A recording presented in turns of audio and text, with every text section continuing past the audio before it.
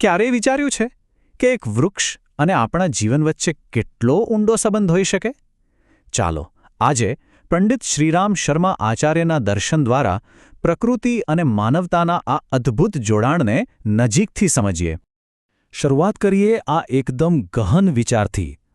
જો વૃક્ષો માત્ર લાકડું કે ફળ નથી આપતા.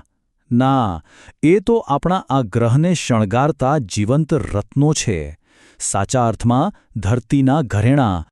તો સૌથી પહેલાં એ જ જાણીએ કે શા માટે વૃક્ષોને ફક્ત શણગાર જ નહીં પણ આપણી દુનિયાની જીવાદોરી માનવામાં આવે છે. શું છે એની પાછળનું રહસ્ય? એને ખાલી લાકડાનો ટુકડો સમજવાની ભૂલ ન કરતા. આ તો એવો મજબૂત પાયો છે જેના પર આખી જીવસૃષ્ટિ ટકેલી છે. સાચું કહું તો વૃક્ષો વગર તો જીવન વિશે વિચારવું પણ અશક્ય છે. હવે જરા આપણી સંસ્કૃતિમાં ડોક્યું કરીએ.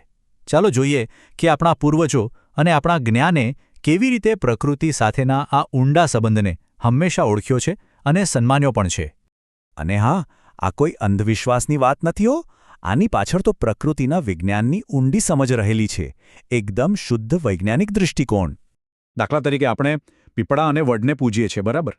એની પાછળનું વિજ્ઞાન એ છે કે આ વૃક્ષો રાત્રે પણ ઓક્સિજન આપે છે, જે આપણી સુખાકારી માટે ખૂબ જરૂરી છે. આ પરંપરાઓ વિજ્ઞાન સાથે જોડાયેલી છે. તો આ જે સાંસ્કૃતિક સન્માન છે ને, એ ખાલી એક પરંપરા બનીને નથી રહી જતું. એ તો એક શક્તિશાળી આધ્યાત્મિક કાર્ય એટલે કે પુણ્ય કમાવાનું એક માધ્યમ બની જાય છે. આપણા શાસ્ત્રો શું કહે છે ખબર છે? કે એક વૃક્ષનો ઉછેર કરવો એ 100 પુત્રોના ઉછેર કરવા બરાબરનું પુણ્ય ગણાય છે. વિચારો, કેટલી મોટી વાત છે આ!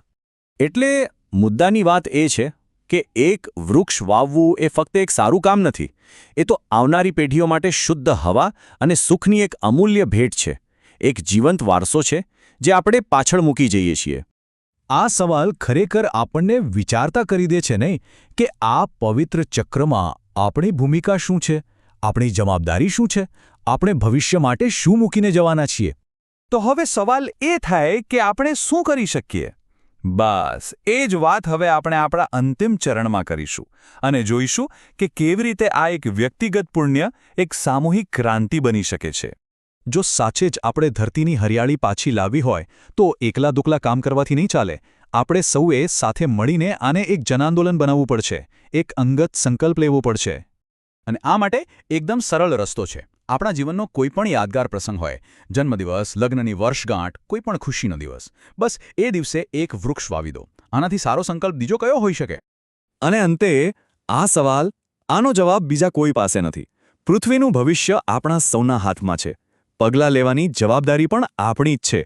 તો પહેલું પગલું ક્યારે ભરીશું?